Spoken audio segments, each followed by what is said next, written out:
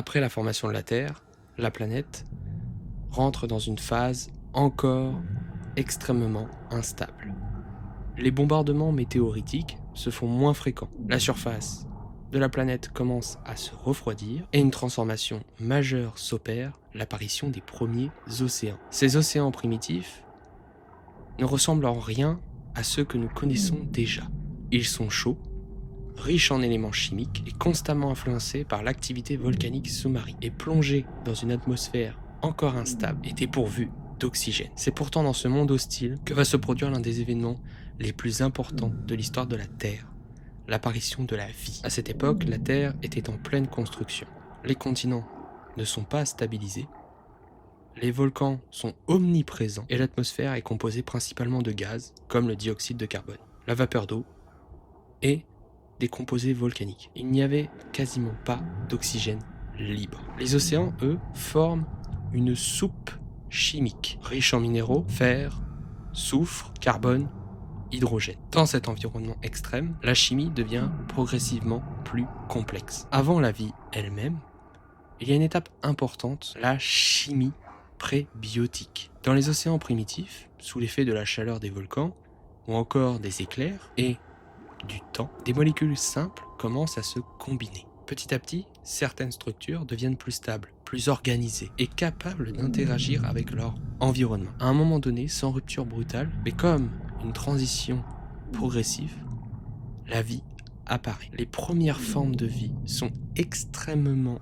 simples. Ce sont des organismes unicellulaires, proches des bactéries primitives. Ils n'ont ni noyau, ni organes, ni système complexe. Mais ils possèdent une caractéristique fondamentale. Ils peuvent évoluer et se reproduire. Ces organismes ont apparu il y a 3,5 à 4 milliards d'années. Et surtout, ils vivent dans un monde dépourvu d'oxygène. La Terre primitive est un monde qu'on appelle anaérobie, c'est-à-dire un monde sans oxygène. Les premières formes de vie ne dépendent pas de l'oxygène pour survivre. Elles tirent leur énergie directement des réactions chimiques dans leur environnement. Certaines vivent dans les profondeurs des océans, proches des sources hydrothermales, volcaniques, sous-marines, là où la chaleur et les minéraux sont abondants. Pendant des centaines de millions d'années, ces micro-organismes dominent totalement la planète. Avec le temps, ces formes de vie commencent à se diversifier. La vie reste microscopique, certes, mais elle n'est plus uniforme. Puis, une innovation biologique vient d'apparaître. La photosynthèse. Certains micro-organismes, proches des algues primitives, sont capables d'utiliser la lumière du soleil pour produire de l'énergie.